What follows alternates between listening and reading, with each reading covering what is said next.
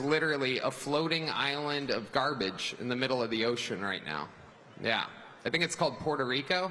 Out of character for me to speak at a Nazi rally. I was just in Israel, but I took the gig. As the first Samoan, Malaysian, low IQ, former California prosecutor ever to be elected president, it was just a groundswell of popular support. One more week, y'all. We can do this. Yesterday, Trump held a rally at Madison Square Garden in New York, and honestly, I find reporting on rallies lately to be really boring because, yes, Trump said some batty things, and then Kamala called him a fascist. Great. That's frankly no longer particularly newsworthy. But last night's rally... Really? We're really doing this again? Calling Trump a fascist. This didn't work in 2016 with a more popular female candidate in Hillary Clinton. As much as I hate to admit it, Clinton pulled better than with Kamala Harris. You know what? I also feel that Clinton's fake black accent was more authentic than Kamala Harris's is. Like, I would believe there's just something about when Hillary did it, she did it better. You know, it was completely fake and inauthentic, but it was still realer somehow. Kamala Harris is somehow more fake at the black accent than Hillary Clinton is. Red, if I told you 8 years ago that you'd be saying that Hillary Clinton's black accent would not be the worst thing to see in your lifetime, what would have you done to me 8 years ago? I would have said that you were crazy. I would have said it can't get worse than this. She's done not only a black accent, she's been Hispanic, she's been Jamaican. She's all over the place. And I mean, this woman right here, Leah Miller, is part of this last push.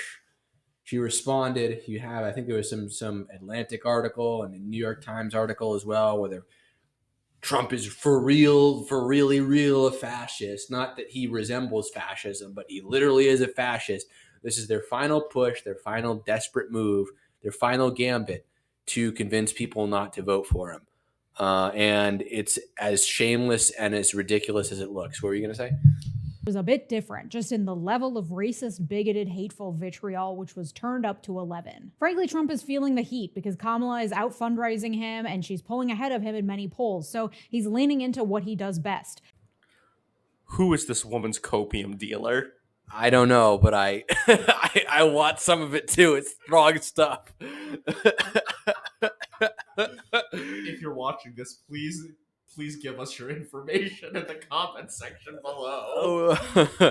Saying incendiary things in the hopes that his base will be angry enough to show up in droves on election day, and if there aren't enough for him to win, they'll be angry enough to believe the election-stealing lies afterwards and maybe succeed in their coup this time. And this hateful xenophobic rhetoric, combined with his connections to Project 2025 and his calls for mass deportations and attacking the enemy from within. I think the bigger problem are the people from within. We have some very bad people. We have some sick people, radical left lunatics. And I think they're and it should be very easily handled by, if necessary, by National Guard, or if really necessary, by the military. Has many people, including Kamala Harris, sounding alarm bells about fascism. They don't need to do anything. Biden-Harris government has already pissed off the average American with their inability to afford to live. Leah Miller is the enemy from within. She is the most annoying, far left, bat crap, crazy millennial you could ever find. And what was that? Red, I have seen some crazy people for the sake of this channel. I don't know how or why you keep punishing me by making me watch more. I'm addicted to pain, and I'm addicted to seeing others in pain. And I want you all to see how awful Leah Miller is with this absolute lunacy. And what so bothers me about her is she's like this YouTube channel, this unofficial YouTube channel. Is she a journalist? I don't think she's affiliated with anyone formally, but she's supposed to be like this, just a regular person. You know, there's clearly a production team behind it. Like, it's so obvious that she's working with the rest of the mainstream media, et cetera, to push this narrative. That she's dropping a video. They all drop videos on the same topic at the same time. It's so predictable, like clockwork.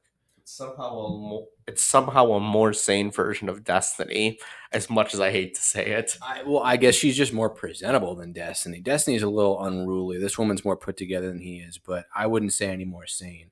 Because this has already been, that we're not even 5 minutes in and it's terrible.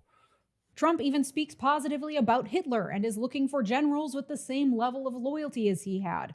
This is yet another baseless allegation that these people, they're just throwing stuff at the wall and seeing what will stick desperately because they know they're losing.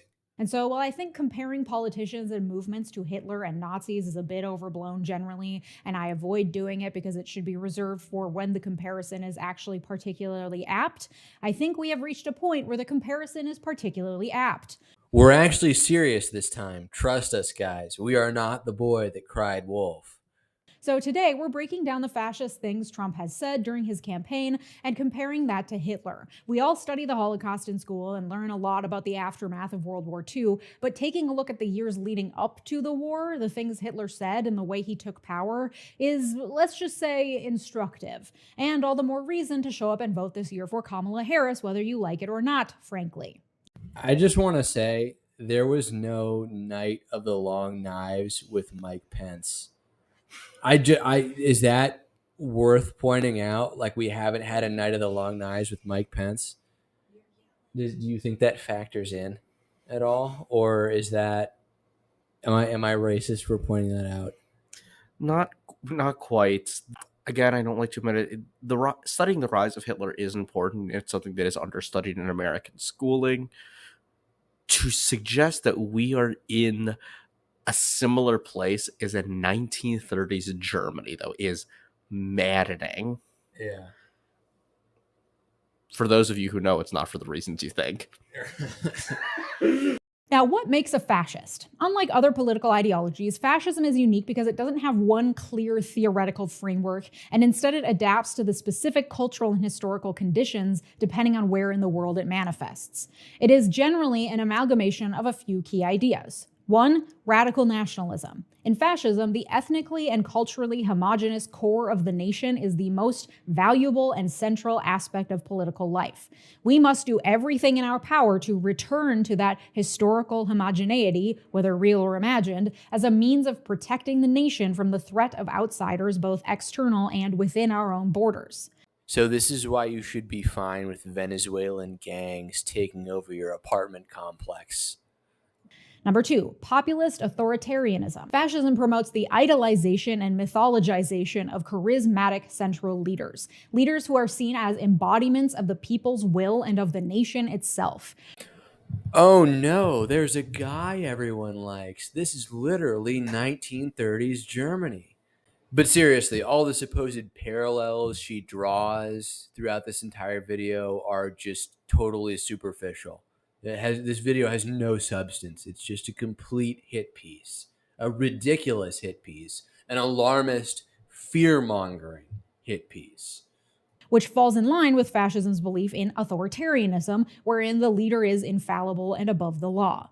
And number 3, anti-liberal and anti-democratic. Traditionally, fascism expresses its anti-liberal sentiments through a rejection of the liberal emphasis on individual rights and freedoms, and instead advocating for subordination of individualism in favor of the collective fight for the nation.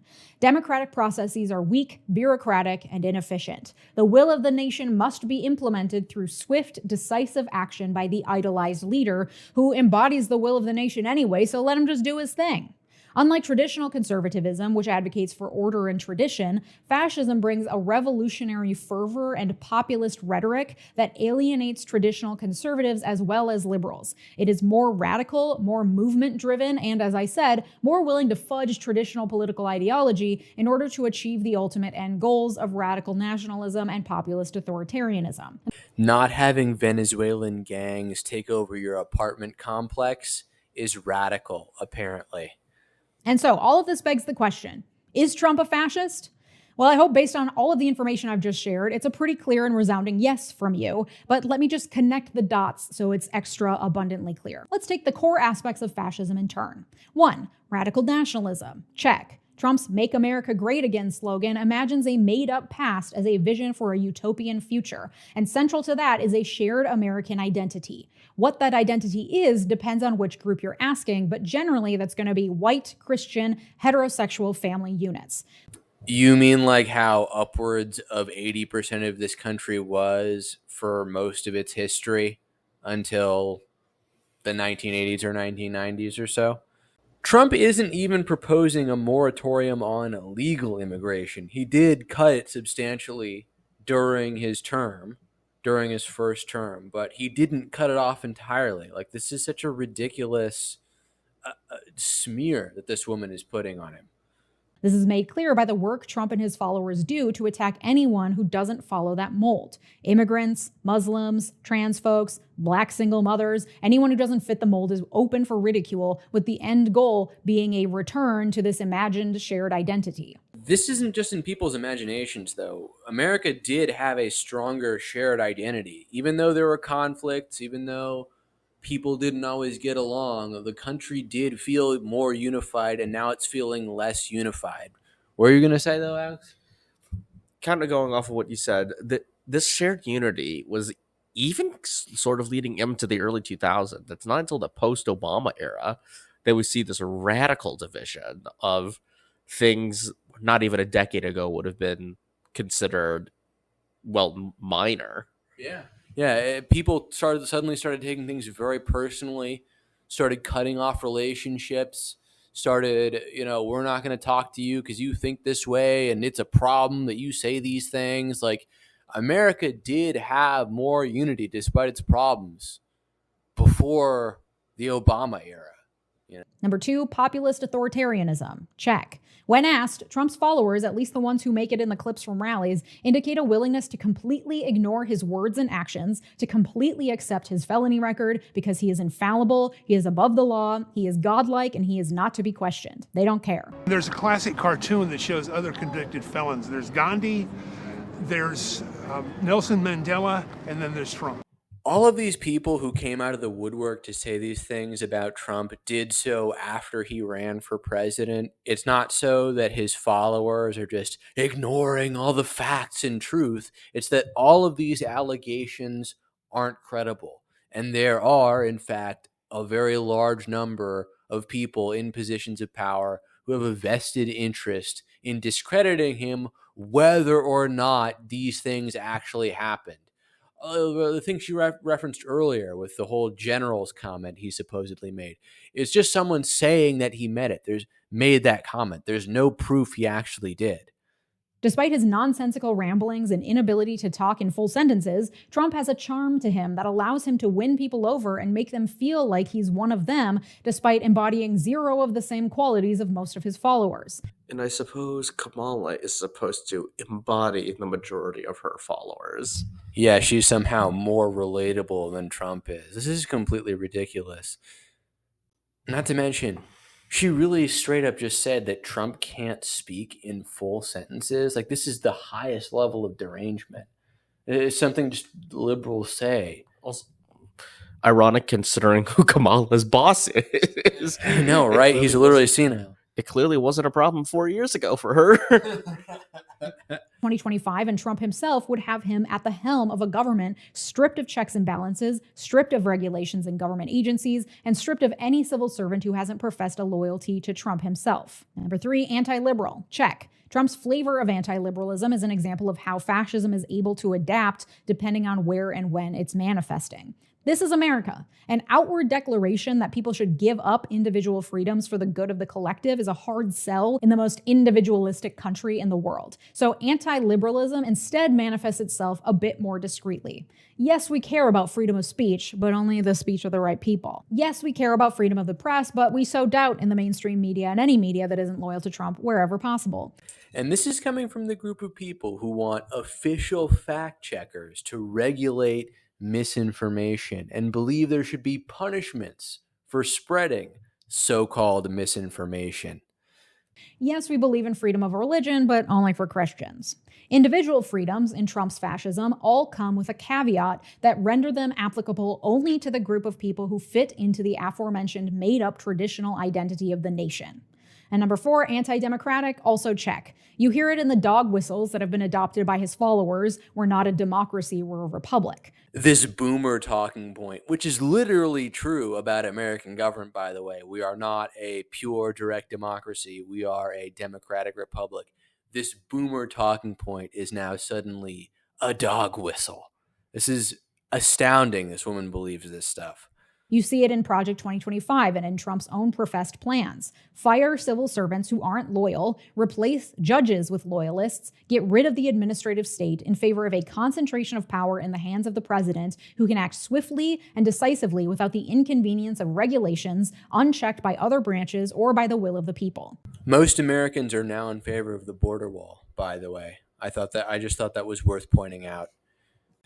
Thanks, Red, for putting me through this hell. I am going to go home and drink to try to forget everything. You're going to drink to forget your sorrows. I don't think there's enough alcohol in the world to make me unsee what I've seen today. Yeah, this was terrible. This was an awful video. It was hard to sit through. I don't really know what to say. Trump 2024. This woman is super duper annoying. And Red Channels will catch you in the next one.